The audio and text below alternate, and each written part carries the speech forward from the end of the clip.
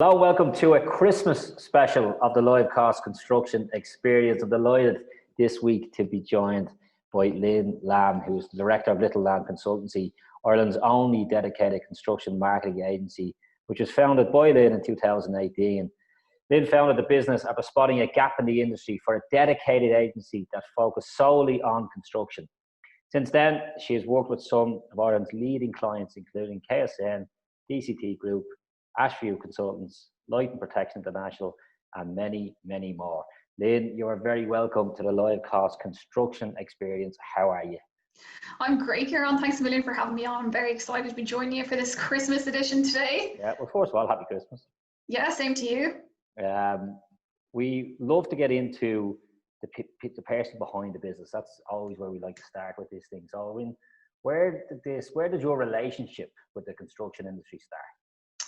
So I suppose I can make it short or long depending on what you want. But so to give you a quick snapshot, during my third year in college in DIT, you have to do a 6-month internship. So my dad's actually in the building industry, so reluctantly he got me into a cement company for my internship, which kicking and screaming I went, and ended up there for 6 months and absolutely just loved it, loved the industry, made great friends, who I'm still friends with today. And just kind of saw it as an industry that was kind of untapped, and a lot of people, especially women, didn't really talk about. So from there, I went back to college, went back to that company, and then ended up moving into the roofing sector. So I was there for a while, and then I ended up going into animal nutrition, and I absolutely hated that area. So kind of saw then that was my opportunity to start a company that would answer the needs of the construction industry for a consultancy that really understood the industry. Obviously, as you know, I'm sure you're aware, it's a very technical sector, and it's also quite niche. And I think if you get to know the people within it and the way it operates and the focus of the sector, I think you can very quickly become accustomed to it and gain quite a good reputation, obviously, as long as you're doing good work. So that was kind of how it all started. And I started Lynn Lambe Consultancy in 2018, and thankfully I'm still going today. So it's all really exciting. It's been a great journey so far, so long may it continue. Yeah, I would agree with you. It's definitely a untapped market when it comes to marketing, branding, numerous reasons why. But you do have clients in the sector, and I suppose when them clients come to you in the first instance, what problems are them businesses looking to solve? I suppose, Kieran, it varies from the ones that have kind of a basic logo that someone drew up, 30, 40 years ago, to the ones who have moved on and have, set up to a certain degree, and they're at a certain point, and then they need to push on to the next level. A lot of the clients now, they're kind of realizing the importance of marketing for their business and how their image reflects what they do, and how important, their positioning is and their messaging. And all of the kind of auxiliary elements that go with that as well. So websites, social media presence. And I think the guys that aren't doing it are realizing that they need to be doing it. And then the ones that are want to push on even further and capture a bigger market with their online presence. Yeah, I mean, the website one is an interesting one, because sometimes I look at websites and I look at even someone like, guys out there build a website, and I think there's two ways to view a website. One is we just want to place somewhere that we showcase our work, let's call it. We have nice images, and we say this is an about us page, and this is the type of projects we do. And then you've got the other one, which is literally they're thinking about it from a lead generation point of view. We want people to land on this particular place, which is our online home, and we want to capture the information of the people that land on that site. And I think in construction, a lot of the people go for option A, which is let's just build something, and they don't really know why they're building it. It's just that everyone else has one, and let's do it because it makes sense. And actually, when you want to contact them, you can't get to the phone number because you have to keep scrolling down, and you'd actually wonder, do they want to be contacted? Yeah. What are you finding out there when it comes to the website? Are you finding people are looking at this from a strategy point of view? Is let's get let's get contacted by the people we want to be contacted by, or is it literally just let's build a brochure site to showcase our work? Yeah, I think like I suppose there's kind of two kind of angles to it. I guess there's the guys that are entering these bigger markets like the data center spaces and the blue chip clients, where when they're wanted to get into these markets, they know they have to have the website and the projects and the technical information to back it up. So they're the ones that are, and they want the blog posts, giving information away about different systems or different services they're offering. And then, like, as you said, they've got the newsletter sign-ups, they've got the news pieces going up, and the team and stuff like that. So, they're the ones that I think understand the value of it. But I think you still do get a lot of the guys that just have, a website literally just because it's a tick box and because everyone is doing it. And I think the problem is that there's not enough awareness in the industry, I guess. Obviously, first of all, to the value of marketing, people generally just see it as a cost. They don't see a return on investment from it in terms of increasing your brand awareness. But also, I think people aren't looking at the user experience of when they go onto a website and the value that it can bring to a potential client. So, I think you can still have a very basic website, but it can function really well and it can do the things that you want it to without spending an awful lot of money on it. I think when what you were saying as well, Kieran, like people think that you have to spend an awful lot of money on a website in order for it to work well, which you don't. I think you just have to be, look around, shop around, get some different quotes, get some different options, and then really look at what do people want. So look at your analytics of, of your existing website, see what's getting clicks. Is there pages that you can remove that people aren't using? Are bounce rates really high on certain pages that, obviously the information is bad or maybe the page isn't working. So, use your analytics and your existing tools that you have in place to help you to shape a new website, for the future. And then that'll also help, when you're developing your content as well. Yeah, there's also, and I had this discussion recently with a company and we're talking about online, and one of the biggest problems the industry has is recruiting and retaining quality staff, right? Mm-hmm. And especially with the younger generation, what's the first thing they do when they think about moving companies or shifting into different areas? They go and research the companies online. And if you're not there and you don't have a good presence online, what impression is that even given to potential staff coming in? So I suppose there is the marketing side, and then there's and that's brand. That's what you were talking about. That's brand. So having that brand online. Yeah, and I always say, like, to clients, even if their website is basic, but they have a really nice LinkedIn page where they're putting up a lot of information, they're talking about their team or the projects they're working on, and that might be where they catch a lot more people than on their website. But again, your website's your shop window. It is always the first place people go. So just make sure, if you are looking at your website, like, make sure it's optimized for mobile. People can fill in forms on the phone, and even, like my dad's obviously, as I was saying, he's in the building game. So, a lot of the stuff in terms of like technical documents, he wants them at his fingertips. So he wants to be able to download them off his phone. He doesn't want to have to go onto a clunky website. So, if it is just a case of you want to refresh your website, maybe pare back the content and just put what's necessary and what users really want to see on it.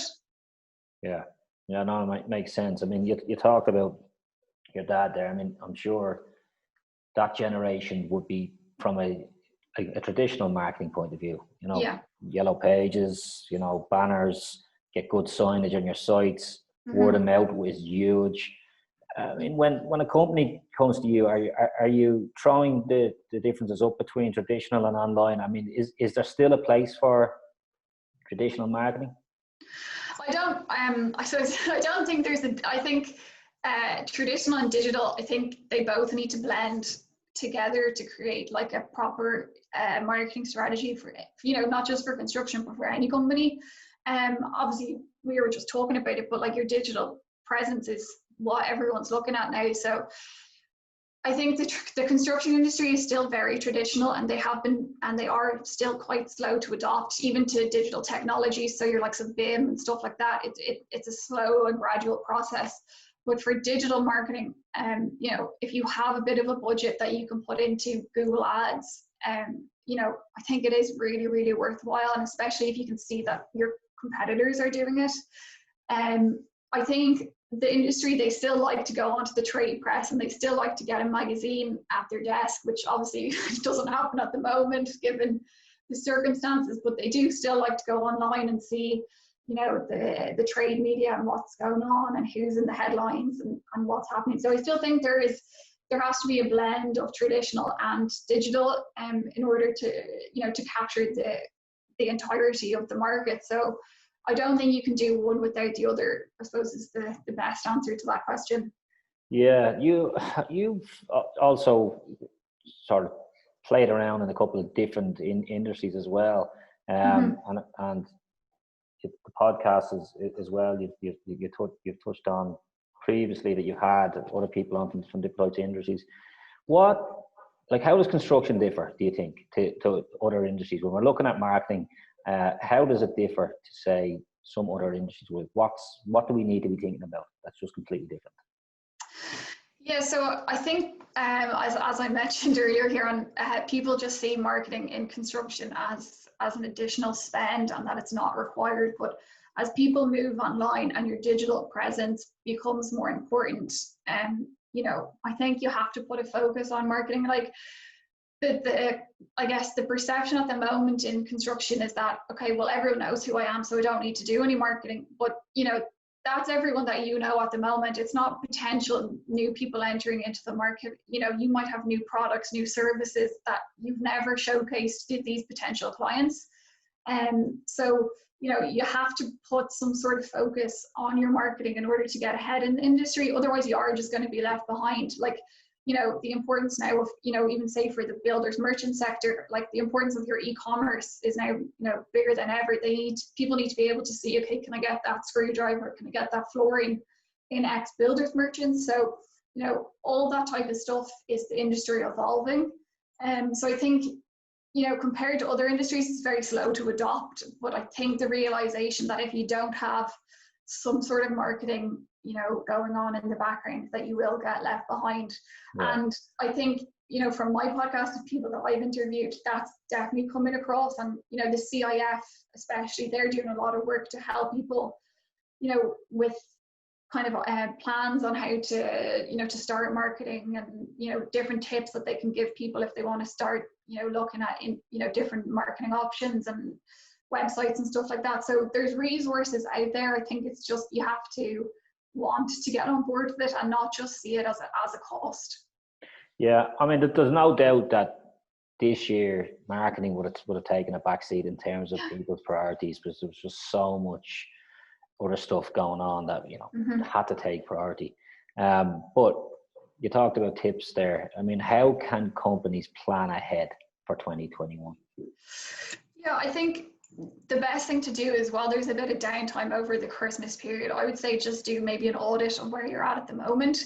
So take stock of everything that you have, whether that's your website, social media channels, brochures, business cards, email signatures. Just view it all as one package and just, you know, look at it like, if I'm a new customer, what way do people perceive my business and the materials that I have on offer and the presence that I have online? And I think then you can quickly realize where you need to get to and then put in place the tactics on how you're going to get there. So, you know, even if it's small little changes, you know, like updating a banner on your LinkedIn page, or, you know, refreshing your email signature, just small tips that they're kind of cost, you know, they're not very expensive. So I think, you know, they can be implemented pretty quickly. You know, from a website point of view, if you have analytics, have a look at them, see how they're performing. There might be pages that you need to refresh just to update, you know, to, you know, improve your SEO, which can be, if you have access to the back end of your website, that might, you know, might be something that you look at. But again, I think just take stock and then have a look at the tactics and the objectives, maybe your objectives for 2021, and then, you know, see how can I get there. And, you know, what does that industry want from me as a supplier or as a manufacturer? Yeah, I'll add to that as well. So from my side of things, we ran an outdoor living business once upon a time. And I remember we used to get a lot of, so we would run Google ads. So we use Google ads all the time. We figured Google ads out when it probably in its early days. We were early enough on, our competitors weren't on there, which was just great. So we were able to buy up all the keywords, I literally ran the whole business off Google AdWords. But what was happening was we were getting a lot of phone calls from tire kickers, really, like it was taking a lot of time. And this probably comes back to my original point, actually, when I was talking about people putting their phone number down on the bottom of the page. It's probably because they don't want to be called by tire kickers and they're saying, I don't even have the time. But one strategy we use, which I'll throw in there as a tip that worked quite well for us, is that we started to take notes of what people asked for when they called us initially. So what were the questions we were being asked? And we started to develop content in like this week, white paper stuff, PDF, like any sort of questions so we had this like top 5 questions that people asked us. What were people looking for? And we literally just deferred them to that. And then we were able to sort of communicate with them through it. Then we started to learn how. So I'm not a marketer. I come from a construction background. I'm a carpenter, but when my phone starts to ring, I start to look at problems and how to fix these problems. And that was one that really worked well for us, actually. So we started to then push out one piece of paper, really, that answered all the questions. And then we just automate the emails to them and talk to them via emails. We didn't have to actually communicate with them, talk to them via automated. And eventually that potential client would come to us and want to buy from us. So I'll throw that one into the mix. That one worked quite well for us. Yeah. And there's a lot of, like, I think, Aaron, as well, like, there's a lot of like free tools as well that, you know, if you just spend a bit of time looking around, there's a lot of free, like you were saying, with content. You know, if you want to spend a little bit, you know, look at something like, you know, Hootsuite, where you can plan your posts ahead, so you always know that you have content coming out. Which is important, because you don't want to just post once a month or once every 2 months, and then, you know, the interest just dies off. And so when people are on your page, they want to get information, they want to see who you're working with, the projects you're working on. So you always need to be engaging. And as you said, you know, looking at the calls that you've had or the people who are visiting your website, see what they're looking for, and then plan your content and develop your literature around that as well.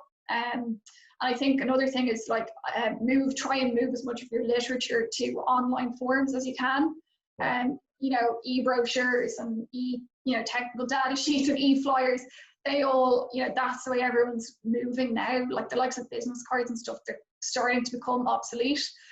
So I think if you could try and look as best as possible to move your kind of marketing materials online, I think you'd be in a good position as well. Yeah, that makes a ton of sense. There's lots of marketing options out there for people. I mean, like, again, you talk about Hootsuite, you talk about, maybe I'll just bring a junior and get so junior staff to manage my social. Or people that want to take it serious say, well, no, actually, I want a return on investment. If I'm going to spend money on this, I need to see what I'm going to get back out the other end.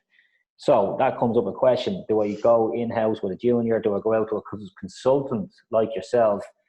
Like, how does Lynn Lambe Consultancy differ from, say, other marketing agencies or other options? Yeah, so I suppose the way you know, we talk about it is that obviously we set up the company because we're experts in the construction industry and how marketing should be done for construction businesses in order to target those specific markets.